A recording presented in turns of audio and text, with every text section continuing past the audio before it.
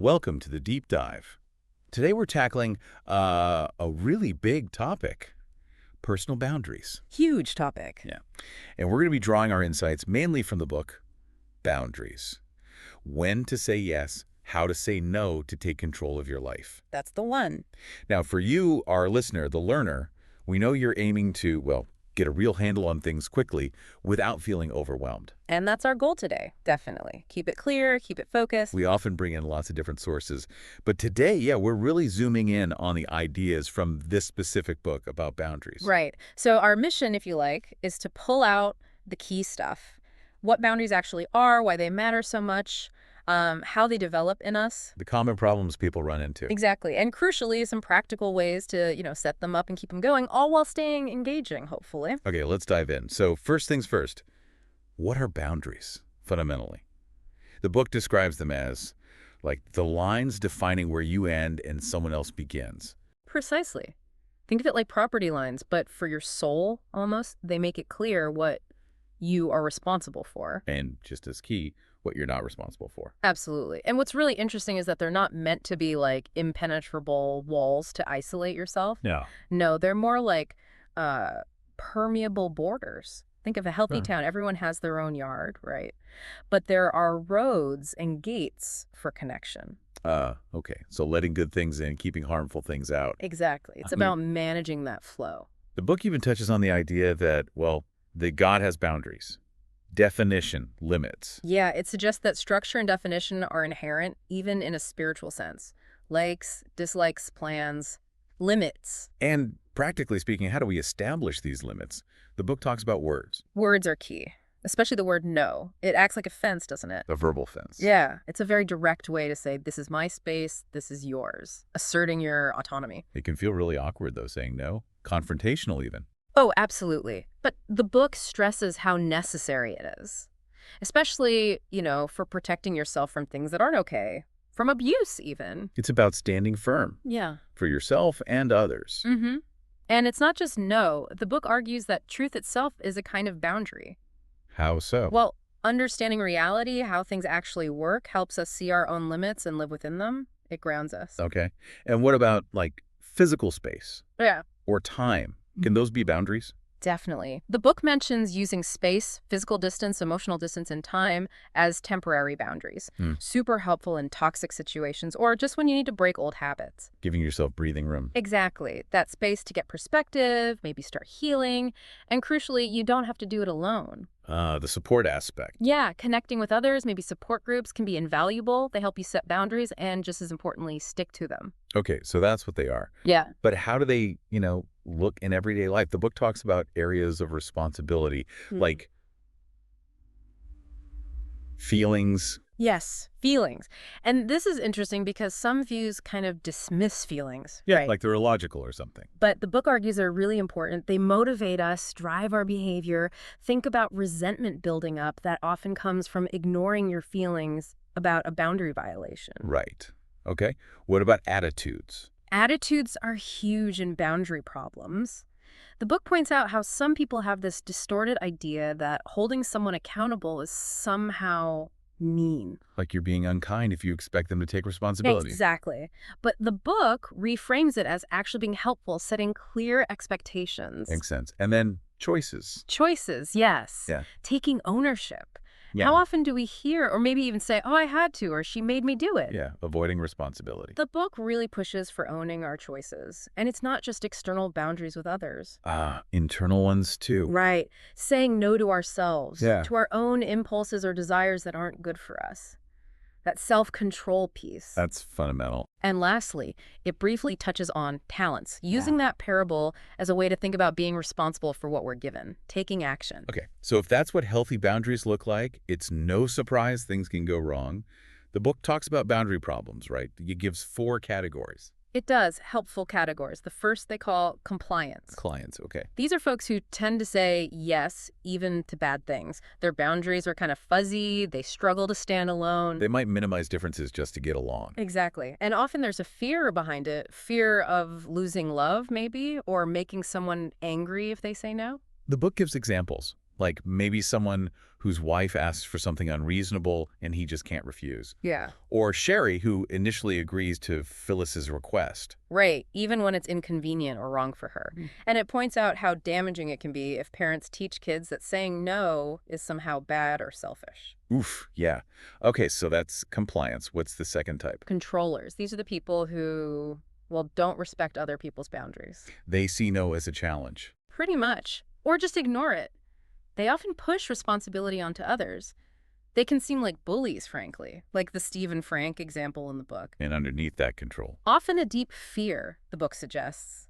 Maybe a fear of being unloved, knowing people are only complying out of control, not genuine affection. Interesting. Okay, third type, Non-responsives, these are people who just don't seem to hear the needs of others. like they're tuned out. Yeah, it might not be malicious, but there's a lack of awareness or engagement. Like the example of Marcia and Tammy, where Marcia feels like she's doing all the work in the friendship. Got it. And the last one, Avoidance. They say no, but often to the good things. like intimacy, connection. Exactly. They pull back from closeness. Remember Jim's emotional outburst in the book? That revealed this lifelong fear of letting people down, which kind of fed into avoidance patterns. Wow, yeah. These patterns are really illuminating. So this leads to the big question. How do we develop healthy boundaries in the first place? Well, the foundation, according to the book, is supportive relationships. With others. With others and with God, if that's part of your framework. Feeling secure in love makes it safer to define yourself, you know? The basic human need to belong. Makes sense. And it talks about childhood development, right? These stages. Yes, the separation individuation process. Crucial stuff. It starts really early, around 5 months, with hatching. Hatching. Like an egg. Sort of. It's when the baby starts realizing, hey, mom and I aren't the same entity. A little flicker of separateness. Wow, that early. Then what? Then comes practicing. In the toddler years, this is when they really start exploring running off, saying, mine. Learning initiative is good. The terrible twos, maybe. Can feel like it. But the book emphasizes how important it is for parents here to set firm but realistic limits without crushing that newfound enthusiasm, supporting their steps but keeping them safe. Not spoiling them, but not shutting them down either. Exactly. Then comes a rapprochement, usually around 18 months to 3 years. Rapprochement. This is when the child becomes more aware of their separateness, and it can be a bit scary. They might cling more, needing reassurance. And this is where no comes in big time. Yes, they perfect the one-word boundary, no. And the book says it's critical how parents respond, making the child feel safe saying no even while upholding necessary limits. So they learn disagreement doesn't mean losing love. That's the ideal, yes. And development continues through adolescence and young adulthood too, of course. But things can go wrong during childhood, right? Yeah. The book mentions ways parents can hinder this. Absolutely, like withdrawing love or approval when a child disagrees, or constantly criticizing their attempts to have their own opinions or needs. If you disagree with me, that kind of thing. That sounds damaging. It is. Or the opposite, having no limits. The supermarket tantrum scenario, if there are no consequences, the child doesn't learn self-control. They might become aggressively controlling themselves. And trauma. That must have a huge impact. Profound impact. Any kind of abuse, emotional, physical, sexual neglect, major loss. These things deeply wound a child's sense of safety and their ability to trust or set boundaries. Jerry's memory of his mother's reaction, really stark. Yeah. And even just confusion, like in families dealing with alcoholism. Right. Unpredictability makes it incredibly hard to learn what's okay and what's not, where the lines are. It's complex. Okay, so moving on from development, the book lays out these 10 laws of boundaries. We don't have time for all 10, but maybe some key ones. Sure. A really fundamental one is the law of sowing and reaping. Simple idea.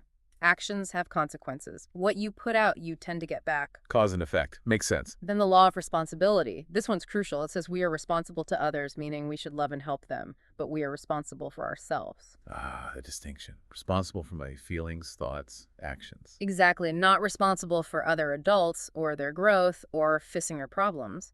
The book warns against rescuing people from the natural consequences of their choices. That can be hard, seeing someone struggle. Very hard, but sometimes necessary for them to learn. Then there's the law of power. Power. It states you only have the power to change yourself. You can't force someone else to change. So you focus on your own responses. Yes. Yeah. Change yourself so their destructive patterns just don't work on you anymore. That's where your power lies. Okay. What else? The law of respect. Basically, the golden rule for boundaries. If you want yours respected, you got to respect theirs. Treat others' boundaries as you want yours treated. Got it. The law of motivation. Why are you saying yes or no? It should be out of freedom, out of love, not out of fear. Fear of what? Fear of losing love, fear of someone's anger, fear of being lonely, fear of losing your image as the good or nice person. Lots of potential fears driving us. Yeah. Then the law of evaluation. Think long term. Setting a boundary might hurt a little now, like denying yourself that sugary treat. But it prevents the cavity later. Exactly.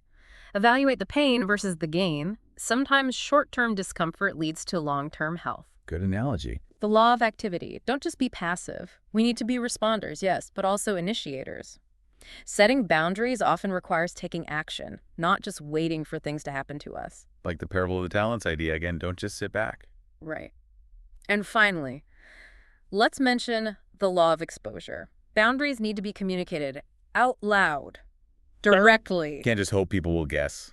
Doesn't usually work. Unspoken expectations often lead to manipulation or just plain resentment. You got to put it out there. Clear communication is key. Okay, those laws provide a great framework, but people often have hang-ups, right? The book talks about boundary myths. Oh, yeah, big time. Common misunderstandings that stop people. Myth, #1, setting boundaries is selfish. That's a huge one. People feel guilty. Totally. But the book draws a distinction. Selfishness is being fixated on yourself to the exclusion of loving others. Setting boundaries is more like stewardship. Stewardship. Yeah, like you're protecting God's investment in your time, energy, talents by setting healthy limits so you can actually love others well. So it's not selfish, it's responsible self-care. Precisely. Myth #2. It's a sign of disobedience. Especially in some religious circles, saying no can feel wrong. Like you're not being submissive or helpful enough. Right. But the book flips that. It argues that if you can't say no, your yes doesn't mean much. It's not freely given out of love. It might be out of obligation or fear. A genuine yes requires the freedom to say no. Interesting perspective. Okay, myth #3. Others will be hurt. Yeah, the fear of inflicting pain. But the book clarifies. Boundaries are defensive, like a shield, not offensive weapons. Saying no to a responsible adult might cause discomfort or disappointment. But not actual injury. Exactly, it's different. Then, myth #5, skipping one there, boundaries meet anger. People associate setting limits with getting angry. Sometimes, anger can be a signal that a boundary's been crossed, like an alarm bell. But the goal of having good boundaries is actually to reduce the need for anger as your main defense, because the lines are already clear. So better boundaries, potentially less anger. Potentially, yes. Myth #6, setting boundaries hurts others. This sounds like myth #3, but it's slightly different. How so? It acknowledges that inappropriate boundaries being too harsh, too rigid, or maybe even too weak, like in the Robert example of neglect leading to depression, can cause harm. Healthy boundaries, following the golden rule, aim for mutual respect, not harm. Okay, so it's about healthy boundaries. Hmm. And the last one, myth #7. Boundaries cause guilt. We touched on this with selfishness, that feeling of guilt when you say no, especially if you grew up in a family where boundaries weren't models or respected. It feels wrong, even if it's right. Exactly. The book reassures us that this guilt is often a learned response, something we can work through and understand. It doesn't necessarily mean we're doing something wrong. That's helpful to know. Yeah. Okay, so the book then applies these ideas to specific relationships, right? Starting with family. Yep. Family of origin, big area. It talks about the need for, well, healthy separation as adults, financial independence, emotional independence. Leaving before cleaving, that idea. Kind of, yeah. Establishing yourself as a separate adult unit before fully committing to a new one, like marriage. It also warns against things like triangulation. Where someone gets pulled into a conflict between two others. Exactly. Maybe. Very destructive. And it highlights prioritizing your primary relationships now, maybe even over family of origin sometimes, and the huge role of forgiveness in setting boundaries within families, learning to respond, not just react. Okay. What about friends? With friends, the emphasis is on honesty and truth. Real friendship thrives on that, not on obligation. So you don't have to say yes to every invitation or request just to keep the friendship. Right. Setting limits kindly can actually strengthen true friendships because it builds respect. Love sustains it, not obligation. Makes sense. And spouse. This sounds critical. Oh, the book claims more marriages fail due to poor boundaries than maybe anything else. Yeah. Huge emphasis on taking responsibility for your own feelings, not blaming your partner, using I feel instead of I feel that you. Avoiding accusation. Yes. And applying those boundary laws, sowing and reaping, power, respect within the marriage. It covers different boundary areas too. Physical, time, emotional, spiritual, even how wives might set boundaries with controlling husbands, and vice versa. Lots to unpack there. Children. How do boundaries work with kids? With kids, discipline is essentially setting external boundaries. The whole point is to help them develop internal boundaries, self-control. So discipline isn't just punishment. No, the book makes a clear distinction. Discipline guides and teaches. Punishment is more about paying a penalty. The goal of discipline is internal change, maturity. And the parent's role. Guardian, manager, source of security. Importantly, allowing kids room to disagree appropriately, to practice saying no, to develop their own sense of self, like the Jimmy versus Paul example. Not raising them to be just compliant. Right. Also warns against parents being over-responsible, taking on the child's consequences, which hinders their learning. Delayed gratification is a key skill learned through boundaries. Okay. And finally, work. Common work problems. Taking on too much, priorities getting mixed up, difficulty with authority figures sometimes related to past family stuff. Transference. Yeah. Or expecting work to meet all your emotional needs, or bringing work stress home constantly. Practical steps involve looking at your actual job description, setting limits on availability. Being realistic about what you can and should do. Exactly. So it's not just boundaries with others, but boundaries with yourself too. Absolutely critical. This covers internal struggles, things like eating, money and spending, managing time being late all the time, maybe. Ouch. Task completion. Yep. How we use our words, gossip, harshness, sexuality, substance abuse, all areas needing internal limits. And we have to take ownership, even if these issues have roots in the past. That's the message. Acknowledge the roots, yes, but take responsibility for managing them now. And the book stresses you really need safe, trusting relationships to do this work. People who can give you honest, empathic feedback. Embracing failure as part of learning. It sounds hard. Setting boundaries must meet with resistance, right? Yeah. From others and maybe from ourselves. Oh, definitely. The book is very clear. Expect resistance. It's difficult. Change is hard. Where does the resistance come from? Often fear of loss, like we talked about with the myths, fear of losing love, approval, connection, guilt is a big one, and just ingrained habits and patterns for ourselves and in our relationships. So how do you push through that resistance? The book offers steps. First, own your part, recognize your own boundarylessness. Then, actually identify the resistance when it pops up. Seek support, grace, and truth. Figure out the underlying wish or fear. What are you really afraid of losing? Grieve that potential loss. Yes, allow yourself to feel that sadness or fear, and then make the choice to move forward anyway, setting the boundary. There's an anecdote about business partners reacting differently to anger based on their own boundary history. Right, showing how past experiences shape our reactions. Exactly. So if you're working on this, how do you know if you're actually making progress? How do you measure success? Good question. The book suggests looking for signs. Are you feeling more peaceful, generally? More self-control? Less resentment, maybe? Yeah. Less blaming others? Definitely. Can you say no now without feeling crushed by guilt? Are your important relationships improving, feeling more balanced and respectful? These are good indicators. But it emphasizes this is a journey, not a destination. There will be setbacks. It takes ongoing effort. So what helps on that journey? Prayer or reflection can help. Developing your own skills and feeling competent in areas of your life. Leaning on those support systems, friends, groups. Practicing forgiveness, both of others and yourself. The book gives examples, right? Like Sherry's day. Yeah, practical examples showing boundary setting in action. Yeah. Managing a demanding phone call, saying no to extra work, dealing with church commitments, family interactions, making conscious choices. And Stephanie's internal struggle in her marriage, showing how boundaries are needed even for intimacy. Right, that boundaries can actually create the safety needed for deeper connection, not prevent it. Ultimately, the goal the book points towards is maturity. Maturity being. The ability to love well and to work successfully, having that internal structure and responsibility. Okay, so as we wrap up this deep dive, drawing from boundaries, hopefully for you, the learner, this gives you a clear map, some real tools for understanding and maybe implementing these ideas. It really is a process, isn't it? But one that the book argues leads to more self-awareness, definitely healthier relationships, and just a more intentional life, which fits right in with wanting that meaningful knowledge. Yeah, these insights are a great starting point, really, for your own thinking and application. So maybe here's a final thought to chew on. Consider one specific relationship, or maybe just one area of your life, work, family, friendship, even your relationship with yourself, where you sense that clearer boundaries could make the biggest positive difference. Okay. Just one area. And then ask yourself, what's one small thing, maybe even a tiny but courageous step you could realistically take today to start establishing a healthier limit there? Just one small step. That's a powerful takeaway. We really encourage you to keep reflecting on this. What stood out? What questions remain for you? That ongoing learning is where the real growth happens. Absolutely. Thank you for joining us for this deep dive.